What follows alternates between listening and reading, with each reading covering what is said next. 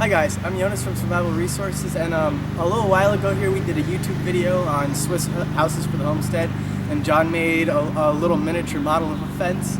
So today I'm going to see here if I can build one on two sides of the little back of our garden here where we have some rhubarb and our compost pile, so we're going to see if I can get this done. As you can see behind me, I've already cut, we did some trimming of trees back here, cut down a couple trees and some limbs. So I already cut and spiked my vertical pieces and rough cut the lengths of my horizontal pieces. So we're gonna see if I can get this done today. Bear with me. I might end up needing to get some help here lifting some of these up and holding them straight while I pound them in. So we'll see how this goes. Alright, so our first pieces here are these little Y sticks. They're pointing at one end to go in the ground and hold the bottom slat. I'm going to use a sledgehammer and a wide log like this to see if I can put this in there to pound them in so I'm not breaking the split V here as I pound them in the ground.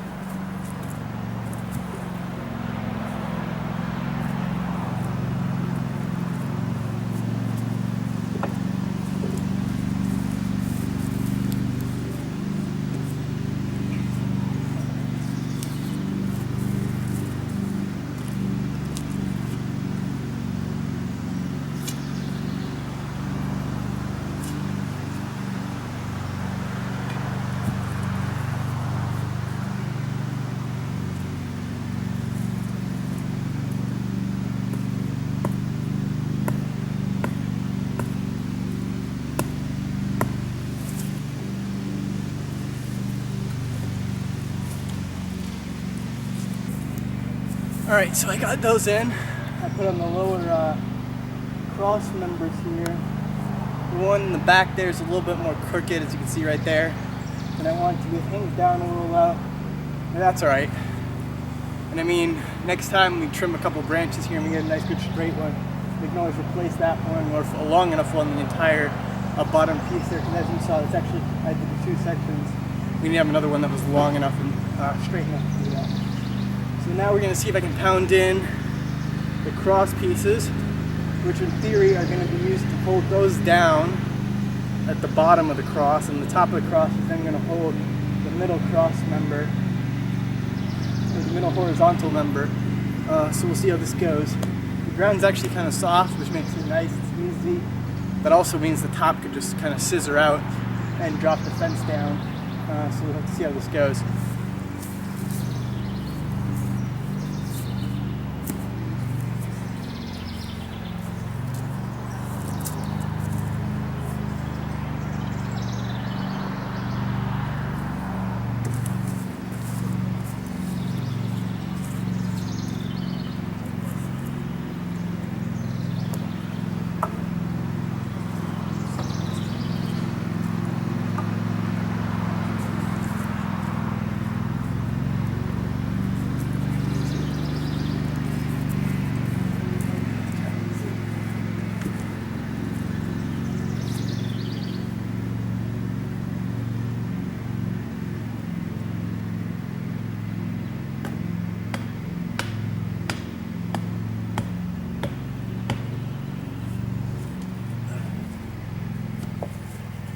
Alright, you can see over there, I got the second rail on.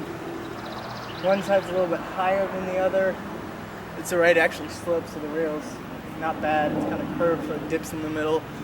But you know, they're logs, you're never going to find enough perfectly straight logs for a larger fence. You saw me try to pound one in, and I had to pull it out and get another one. The one I'm using now is a little thinner than I really want. It's maybe an inch in diameter.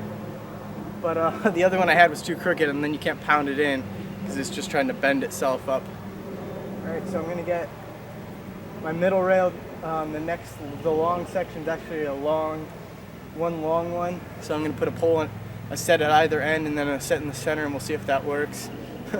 Otherwise, I guess I'll gotta go back and cut some more there. I guess, and put in 4 maybe. We'll see how this goes here. And as you can tell on that fence, actually these middle, the set across that I just put in actually hold down this bottom log here. You can't really lift it up because these are crossed over and holding it down. And when you put them in, you kind of got to twist them sometimes, because if you hit a knot, the knot's hitting on this board and you're trying to push that one farther in too. So then you just got to twist it a little bit and hammer it in. And then when I got to the top, I had to twist it so that I didn't have these, this one kind of V's out at the top, so I didn't have those blocking me putting this one on. So we'll see. I have a feeling this isn't going to be a very level fence, but I mean, for a first shot, it's not bad.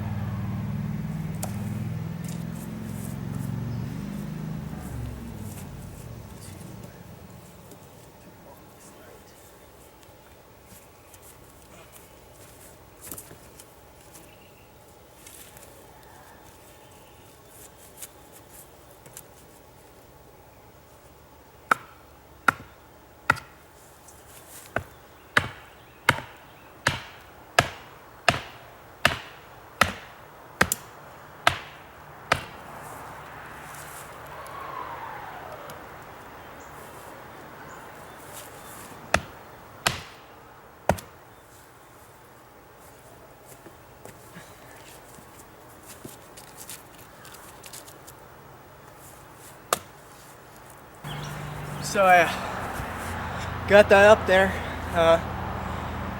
The long one right here, it's a little bent, and I didn't line up my posts perfectly straight, so I had to kind of put it in and twist it a little bit till I got it where the bend kind of followed the bend in my fence, so to speak. This one in front was much easier. I'm already sweating a little bit. Of course, it's nice and hot. The ones in the center there, they're a little weak. I tried to space them so that one of them is clamped on each of the bottom members here, because they kind of cross sort of next to each other like that. So I put one vertical pole in against this one and the other one against my other one there. So hopefully that'll kind of lock those down. I mean, it's not like we get hurricanes, so those shouldn't pop up. I guess time will tell. And I also had to turn this long one around here so that I got the thinner end, narrower end over there, because the spaces in my V on that end was much closer, whereas on the front end here it was a little bit wider. So that worked out pretty good.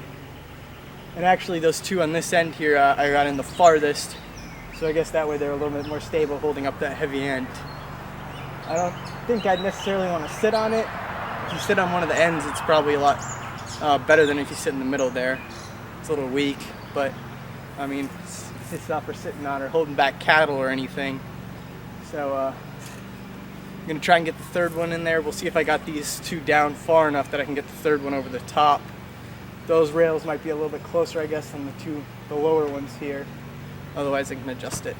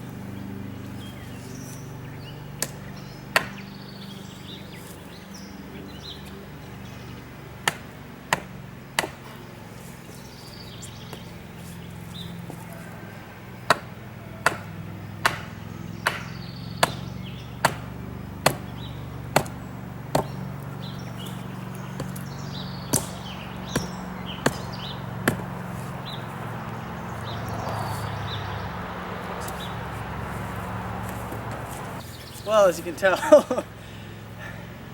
top one's a bit high. I might have to take out the back post there. I have it too vertical. I think I cancel a little bit more to drop that one in there a little bit, so I guess I'll do that here. But I mean, fence is gonna be a decent height. It's, you know, the low end here is up to my waist, and I'm 6 foot, so that's what, 4 feet probably, good 48 inches. I can get out here and measure it later.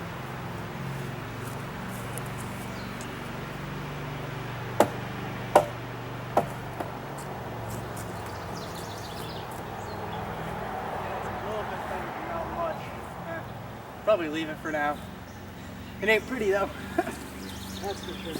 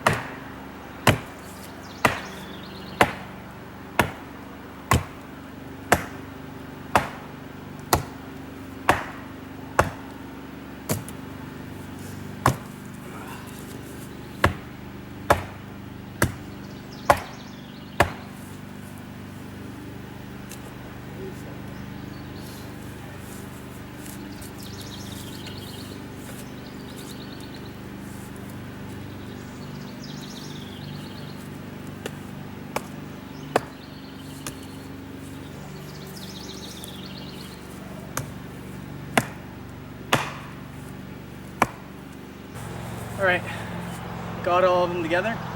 It's actually pretty tall. The short side here is a little bit lower than the other side at the end, but that also makes them kind of weave together quite nicely here. It's actually real sturdy. I'm surprised. I'm going to go sit on it here in a second. See if I knock down my work. It's not too bad to build at all, and if you saw with the sledgehammer, once I got those upper horizontals on, I kind of hit them where the poles were a little bit. That way they kind of really seat in there and they start to kind of force those poles to bend out a little bit, which makes them bite on that middle log a little bit more and sets them in the ground real nice. And that way you also just can't knock those out. I mean, they're, if you really lift on it, you can move it a little bit, but it grips in there pretty good with the bark. And I mean, the middle and lower ones are really locked in there now. I was pulling up on them. So let me see if I can knock this down by sitting on it.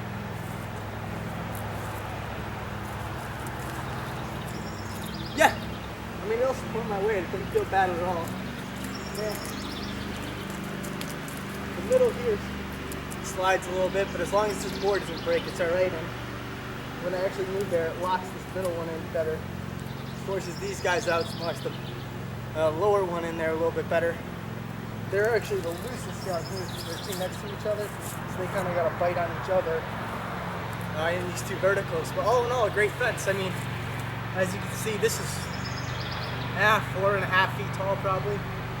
Again, 54 inches or so. Corner's a little bit lower. The upside, I mean, the ground slopes here. You got pretty big gaps. I mean, you're not going to keep the goats out, but it'll hold cattle as long as they don't push against it too hard. Let's see what the time is here. I started this video about 5, it's now 6, so it took me an hour. And keep in mind, I already had everything cut. I already had all my verticals and the V's there pointed with my chopper yesterday, and actually last weekend I was working on that as well when we were chopping them down. So now there's a yard full of wood chips to pick up. But I mean, an hour, and that's good. I don't know, let me pace it out here.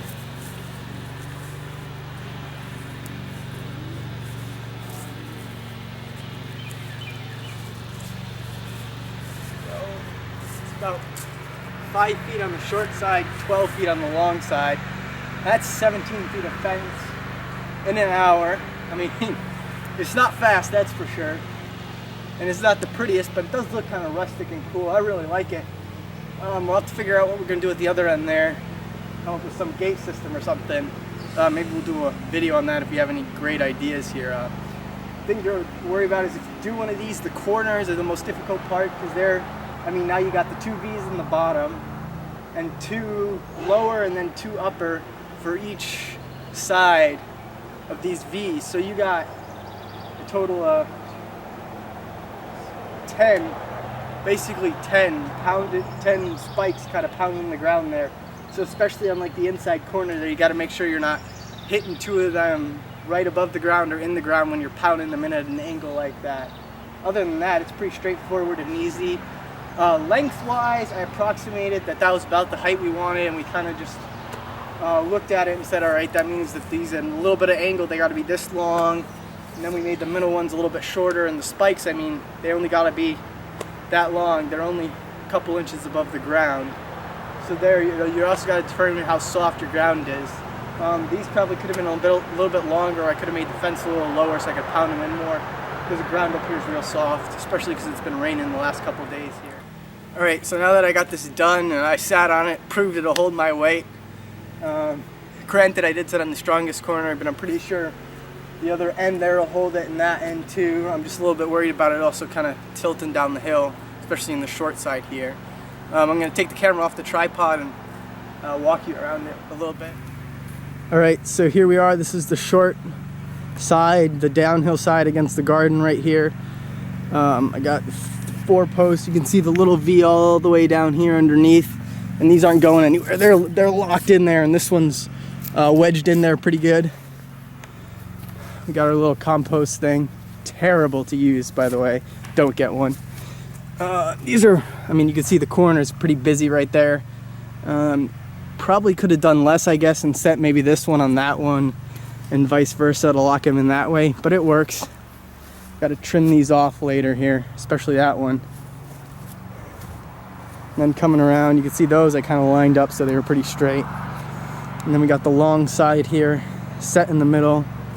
You can see up here what I was talking about with these 2 guys crossing here. So I tried to use the lower stilts here, this one to lock that one, and the one back there to lock this one in.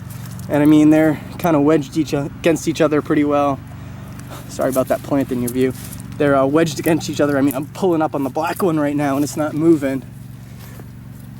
So they're in there, and this one here is in there. This is the one that's a little bit shaky here. I'm trying not to shake the camera while I shake that one. You can see it's kind of rubbing off there. But I can get up on it and it'll hold my weight. And then out here, the far end, again, the spike in the ground.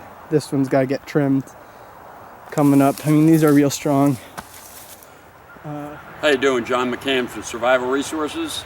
As you can see, my son is much more talented than I am. I did a mini Swiss fence here for a previous video, and he decided why we're going to play with miniatures when we could do the real thing. Anyway, this is Jonas, very talented architectural student, and tell them why they should stick with us, Jonas. All right, we thank you guys for your views and your continued support. You should check out our products on our website, www.survivalresources.com. Again, we want to thank you for your views, and try building one for yourself. Get out from in front of the computer. I know you love YouTube, but come on, get outside, do some work. It's good for the muscles. Thank you.